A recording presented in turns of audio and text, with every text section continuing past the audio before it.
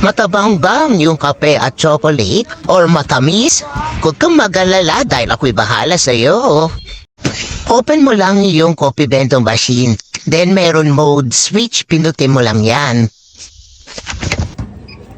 Pag narinig mo na nga yung sounds na yon, then pindutin mo yung mode button.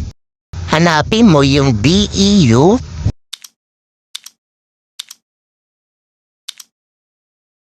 At ayan, BEU. Pag nahanap niya na, then pindutin niya na kung yung i-adjust yung powder. Like, eto sa 3-in-1 muna, pindutin mo. Yan, meron tayong up and down. Up kapag idadagdag mo yung powder, down kapag babawasan mo. Pero ang standard po kasi niyan is 2.5. Pag okay na, next na yung second, yung up kapag gusto niya dagdagan yung powder, down kapag babawasan. Then, pang third, 2.5 yan.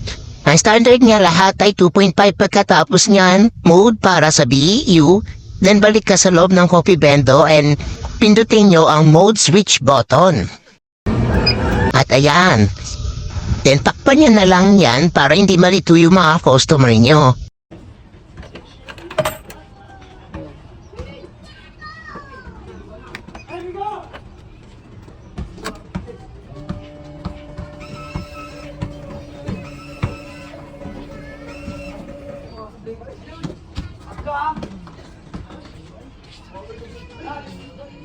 At ayun lang, tapos na.